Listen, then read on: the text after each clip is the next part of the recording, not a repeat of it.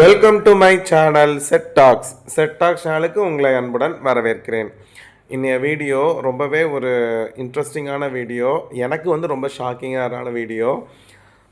என்ன அப்படின்னு பார்த்தீங்கன்னா, இந்த லாஸ்ட்டு 10 மாதமாக, அதாவது இந்த ஜனவரிலேருந்து 2025 ஜனவரிலேருந்து இப்போ நடந்துட்டு இருக்கக்கூடிய அக்டோபர், இந்த 10 மாதத்துக்குள்ளே இந்த செலவு மட்டும் நான் பண்ணாமல் இருந்திருந்தா இன்றைக்கி என் கையில் 25,000 ரூபாய் இருக்கும். இது பார்த்தீங்கன்னா ஒரு அவேர்னஸ் வீடியோ தான். இது நான் ஒரு சின்னதாக, இப்போ நிறைய லீவ் வந்துச்சு இல்லையா, பூஜா ஹாலிடே, தீபாவளி லீவ்லலாம் நிறைய லீவ் வந்ததுனால கொஞ்சம் மைண்டு ஃப்ரெஷ்ஷாக இருந்துச்சு, தூங்கி எழுந்திரிச்சு. சரி, அப்போ ஒரு விஷயம் பண்ணேன். இதுக்கு தான் ஒவ்வொரு மாதமும் நம்ம ஃபினான்ஷியல் ஸ்கேனிங் பண்ணணும் அப்படிங்கிறது. அந்த விஷயத்தில் நான் பண்ண போய் தான் பார்த்திங்கன்னா எனக்கு ஒரு உண்மை தெரிஞ்சிச்சு. இந்த செலவு மட்டும் நான் பண்ணாமல் இருந்தேன்னா இன்றைக்கி என் கையில் 25,000 ரூபாய். ஸோ மணி மேனேஜ்மெண்ட் ரொம்ப ரொம்ப அவசியம். ஒன்றுமே இல்லை ஃப்ரெண்ட்ஸ், நான் லீவில் இருக்கும் பொழுது நான் என்ன பண்ணேன்னா, தீபாவளிக்கு அடுத்த நாள் நினைக்கிறேன். ஸோ 20ஆம் தீபாவளி முடிஞ்சா, ஸோ 21ஆம் கணக்கெல்லாம் எழுதி முடித்த கையோட, சரி இப்போ ஃப்ரீயாக தானே இருக்கும், அப்படியே கம்ப்ளீட்டாக ஏதாவது தேவையில்லாத செலவு பண்ணியிருக்கோமா அப்படின்னு சொல்லிட்டு ஜனவரி மாதத்துலேருந்து கரண்ட்டாக அன்றைக்கி நான் என்றைக்கு கணக்கு எழுதுனோ 21னா 21ஆம் வரைக்கும் ஒவ்வொரு பக்கமாக நான் பார்த்துட்டு வரேன். ஏதாவது தேவையில்லாத செலவு பண்ணியிருக்கோமா என்ன, அது 10 ரூபாயாக இருக்கட்டும், 1 ரூபாயாக இருக்கட்டும், 5 ரூபாயாக இருக்கட்டும். ஏன்னா நான் எல்லா செலவையுமே நான் ரெக்கார்ட் பண்ணிட்டேன். ஸோ அந்த மாதிரி பார்ப்போம் அப்படின்னு சொல்லிட்டு அப்படியே பார்த்துட்டே வரேன்.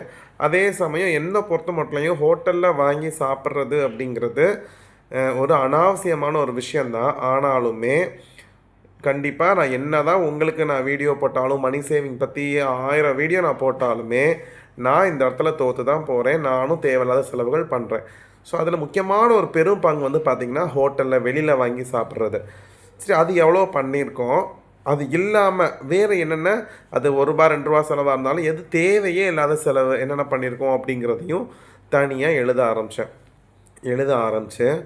கம்ப்ளீட்டாக கணக்கு பண்ணதுக்கப்புறம் தான் தெரியுது, எனக்கு கம்ப்ளீட்டாக ஷாக் ஆகிடுச்சு. இந்த ஃபஸ்ட்டு ஹோட்டல் எக்ஸ்பென்சஸ்க்கு வரேன்.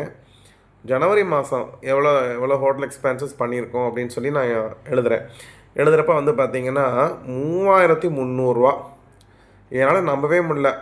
ஃபஸ்ட்டு 1ஆம் நம்ம வாங்குவோம் இல்லையா, சம்பளம் வர அன்னைக்கு 300 400 ரூபாய்க்கு வாங்குகிறோம். அதுக்கப்புறம் வாங்கக்கூடாது நம்ம நினப்போம்.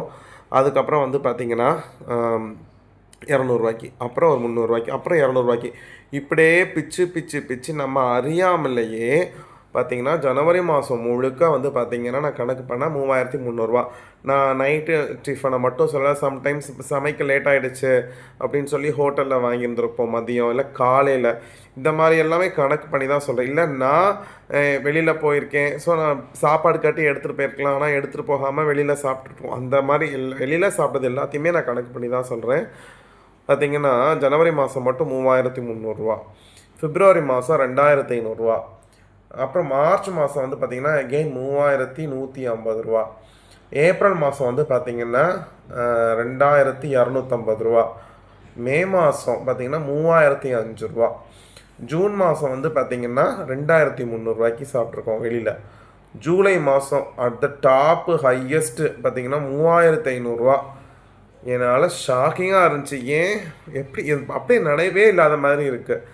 ஆகஸ்ட் மாதம் பார்த்திங்கன்னா 2,050 ரூபா, செப்டம்பர் மாதம் 3,250, அக்டோபர் மாதம் லாஸ்ட்டாக, அதாவது இந்த மாதம் 21 வரைக்கும் பார்த்திங்கன்னா 1,905 ரூபா. சர்ப்ரைஸாக லீவ் நாள் 2 வாரம் லீவ் வந்துச்சு, Puja holiday, Deepavali leave day. என்னென்னா அன்னைக்குன்னு பார்த்து ஹோட்டல் இல்லைன்னா அன்றைக்கே எப்படியாவது ஸ்பெண்ட் பண்ணி, லீவில் இருக்கிறனால ஸ்பெண்ட் பண்ணி நம்ம என்ன பண்ணியிருப்போம், கண்டிப்பாக இதை 2,000 3,000 ஏற்றிருப்போம். இதில் சில மாதம் நான் ஃபினான்ஷியல் ஸ்கேனிங் பண்ணும்பொழுது ஹோட்டல் செலவு பார்த்தா செலவில் எழுதியிருக்க மாட்டேன்னா தனியாக எழுதியிருப்பேன். என்னென்னு பார்த்தா, நான் ஹோட்டலுக்கு நான் காசு தர மாட்டேன்னு இருப்பேன். பார்த்தா என் பசங்க அவங்க சேவிங்ஸ்லேருந்தோ, என் ஒய்ஃப் அவங்க சேவிங்ஸ்லேருந்து எடுத்து கொடுத்த அமௌண்ட்டாக இருக்கும். ஸோ நான் அதையுமே தான் நான் என்ன பண்ணியிருக்கேன், இன்க்ளூட் பண்ணியிருக்கிறேன். ஸோ இப்போ இது எல்லாத்தையும் ஹோட்டல் எக்ஸ்பென்ஸை கனெக்ட் பண்ணி பார்க்கும்பொழுது 27,210 ரூபா வருது. எனக்கு அப்படியே ஈரக்கோலையே நடுங்கிருச்சு. நான் ஒய்ஃபை கூப்பிட்டு வச்சு சொல்கிறேங்க, பாரு இவ்வளோ பண்ணியிருக்கோமே, ஆனால் தெரியவே இல்லை.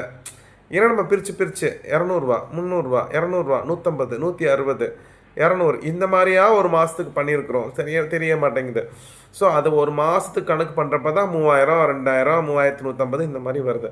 அதுவும் ஜூலை மாதம் பார்த்திங்கன்னா ஒன்றாந்தேதி 400 ரூபாய்க்கு செலவு பண்ணியிருக்கிறோம். சரி ஓகே. மற்றது எல்லாமே வந்து பார்த்திங்கன்னா எப்படி வாங்கினோம், என்னைக்கு சாப்பிட்டோம் அந்த நினைவே இல்லை.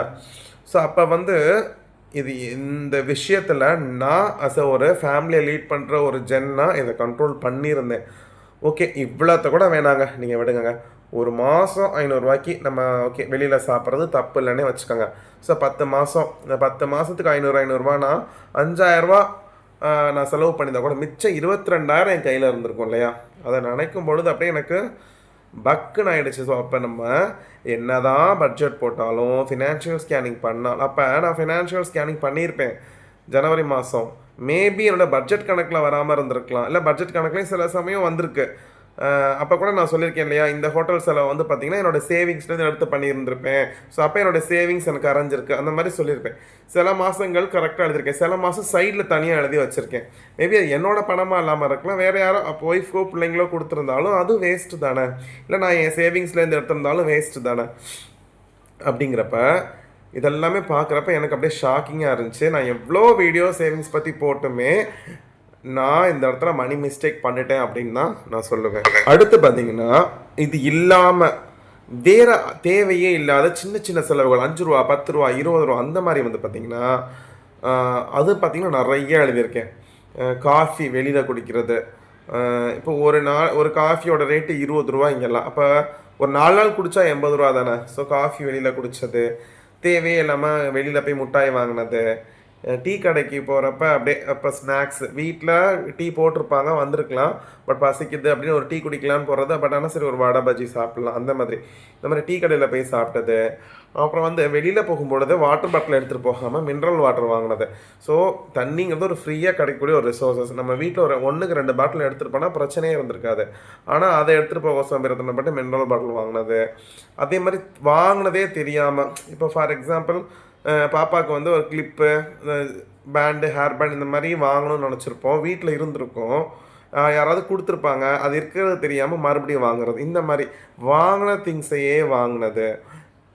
அதாவது இது யூஸ் இல்லையா அப்படின்னு யோசிக்காமல் வாங்கின சில விஷயங்கள். அன்றைக்கெலாம் எங்கள் காலேஜில் பஜார் போட்டிருந்தாங்க, அங்கே போயிட்டு நான் வந்து தேவையே இல்லாமல் 2-3 பொருள் வாங்கிட்டேன். இந்த மாதிரி நிறையா விஷயங்கள். இது வந்து நான் சிலதை மட்டும்தான் இந்த இதில் வந்து மென்ஷன் பண்ணியிருக்கேன். இது இல்லாமல் நிறையா குட்டி குட்டி 5 ரூபா 10 ரூபா 20 ரூபா 25 ரூபா இந்த மாதிரி பார்த்திங்கன்னா லிஸ்ட்டு போயிட்டே இருக்குது. அதெல்லாமே 10 மாதத்துக்கு எடுத்து அது கணக்கு பண்ணவே, ஏன்னா 10 20 நிறைய அமௌண்ட் இருக்கா, ஒவ்வொன்றத்தையும் நான் கணக்கு பண்ணி டோட்டல் போட்டு பார்த்தா இது வந்து பார்த்திங்கன்னா 2065 ரூபா வருது. அப்பாடா செம்மையாக மிஸ்டேக் பண்ணியிருக்கோண்டா அப்படின்னு நினச்சிக்கிட்டேன். ஸோ இந்த மாதிரி தப்பை நீங்கள் பண்ணாதீங்க. இது அவேர்னஸாக இருக்கட்டும் தான் நான் அந்த வீடியோவை ஷேர் பண்ணுறேன். இந்த வீடியோவை பற்றின உங்களோட கமெண்ட்டை மறக்காமல் கமெண்ட் பாக்ஸில் சொல்லுங்கள் ஃப்ரெண்ட்ஸ். அடுத்த ஒரு யூஸ்ஃபுல்லான வீடியோவில் உங்களை பார்க்குறேன். Bye friends.